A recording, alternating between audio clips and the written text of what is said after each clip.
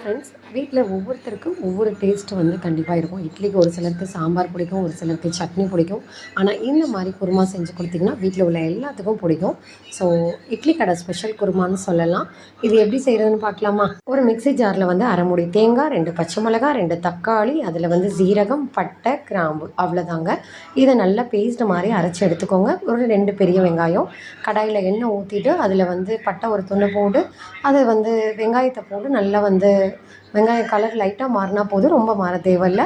அதுக்கப்புறம் மிளகாய்த்தூள் 1 ஸ்பூனு, மல்லித்தூள் 1 ஸ்பூனு, மஞ்சத்தூள் 1/4 ஸ்பூனு, தேவையான அளவு உப்பு போட்டுக்கோங்க. அதுக்கப்புறம் நம்ம அந்த அரைச்சி வச்சுருக்க பேஸ்ட்டை வந்து நல்லா தண்ணி ஊற்றி அரைச்சிக்கோங்க. அதை நல்லா போட்டுட்டு இது கொஞ்சம் நல்லா வந்து வதங்கினதுக்கப்புறம் லைட்டாக தண்ணி ஊற்றி கொதிக்க விட்டுக்கோங்க. அப்போ தான் அந்த மசாலாவுடைய இது வந்து ஸ்மெல் போய் நல்லா ஒரு இதாக இருக்கும். அதுக்கப்புறம் நம்ம அரைச்ச பேஸ்ட்டை ஊற்றிக்கோங்க. ஊற்றிட்டு தேவையான அளவு உங்களுக்கு எவ்வளோ தேவையோ அதுக்கு அளவு தண்ணி வந்து அதுக்கு தக்கன ஊற்றிக்கோங்க. நான் ஒரு 2 டம்ளருக்கு தக்கன ஊற்றிக்கிட்டேன்.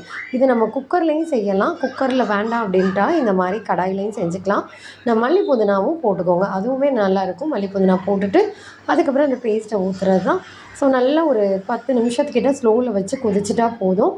நம்மளுடைய இட்லி கடை குருமா சூப்பராக ரெடி ஆகிடுச்சு. இதே மாதிரி மெத்தடில் கண்டிப்பாக செஞ்சு பாருங்கள். செஞ்சு பார்த்துட்டு கமெண்ட் பண்ணுங்கள். இந்த வீடியோ பிடிச்சிருந்தால் லைக் பண்ணுங்கள், சப்ஸ்கிரைப் பண்ணுங்கள், சப்போர்ட் பண்ணுங்கள். Thank you friends.